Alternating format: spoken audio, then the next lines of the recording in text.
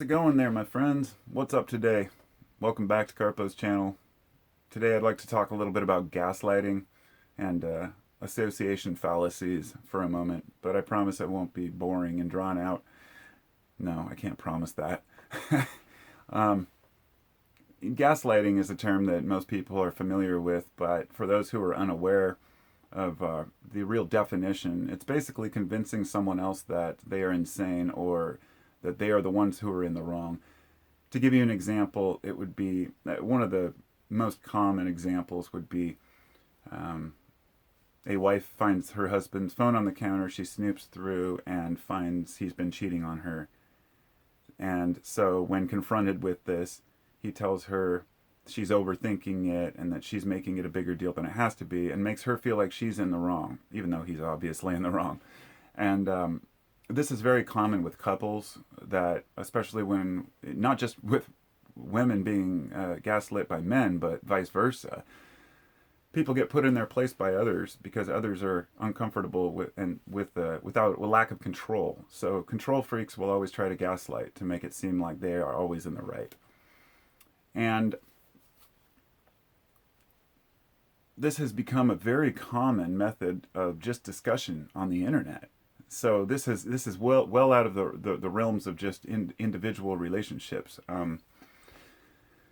We're being constantly gaslit by each other online. And one of these fallacies, a perfect example, would be the association fallacy, where let's say you're having a discussion with someone online and they say, well, I believe in this candidate, or I believe in this idea.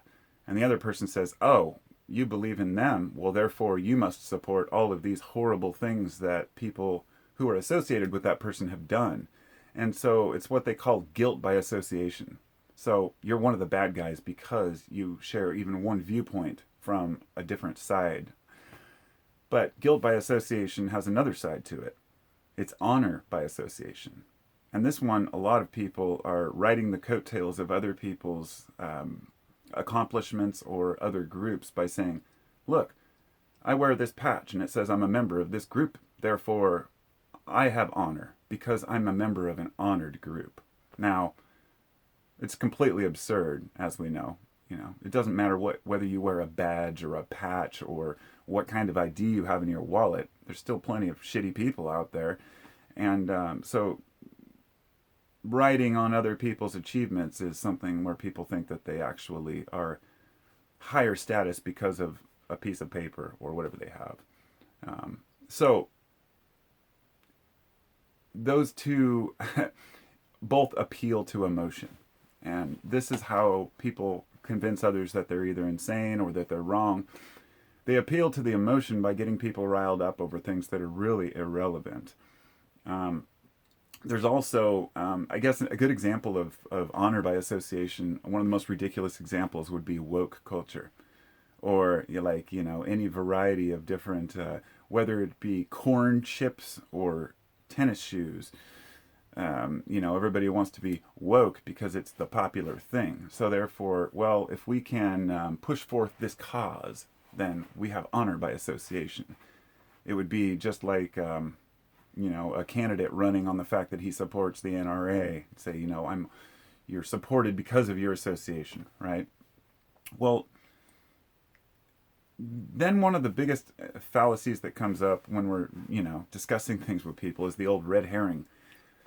It's probably the most common, and this is one I run across consistently on a day-to-day basis. You posit a thought or an idea. Somebody says they disagree with that idea. And so you explain why you believe this idea or you think it's valid. Then the person comes back with a completely irrelevant factor that may have something to do with that subject. But when people get cornered on a very specific subject, then they tend to just change the subject. And we all know how arguments go online. Somebody posts a big long thing in a list of everything that they think is supporting their case. Most people don't have the time to sit there and type out responses back and forth. Sticking to a simple idea and sticking to the one point is very difficult for people, because sometimes there is no resolution. Sometimes people just have different opinions. I mean, there are rights and wrongs out there, of course, but a lot of this is subjective. And So I guess my message here is to be aware of this, to be aware when you're being gaslit, to be aware when somebody is just trying to push your buttons as opposed to when they actually have a valid point to make. And also, even if somebody does have a valid point to make, often it's not worth arguing the point because you just have different viewpoints, and that's how it is. The real goal should never be to prove that your side is right. It should always be to come to the conclusion that either both sides will work or only one side or idea will work. When it comes to something like, should we start a war in this country over here?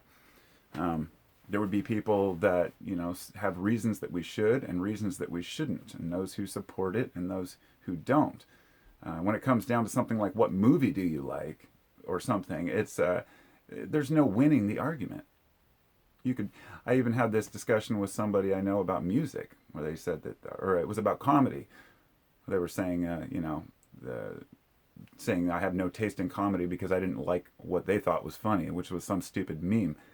And I was just sitting here thinking, well, okay, each person has their own idea of what's funny. If a person finds out somebody doesn't like what they like, it can actually make them inwardly offended, and they start.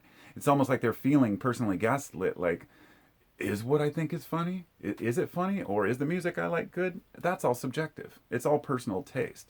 But there are things that are not personal taste, like, should I knock somebody out because they said something to me? I mean, that I didn't like. Those kind of things. And, well, I guess even that's subjective to the individual. But the message here is not to let yourself get pushed around. You're not going to know all the facts in life. You're not going to always be right about things. Don't let yourself get beaten down and assume that you don't know anything just because somebody pulls out some ad hominem attack or goes down a different road. Understanding at least the main 15 fallacies you should know can help you to avoid these kinds of, a waste of time and energy with people. And it seems like society is just one big dumpster fire right now, but maybe we can pull ourselves out of it. Talk to y'all later.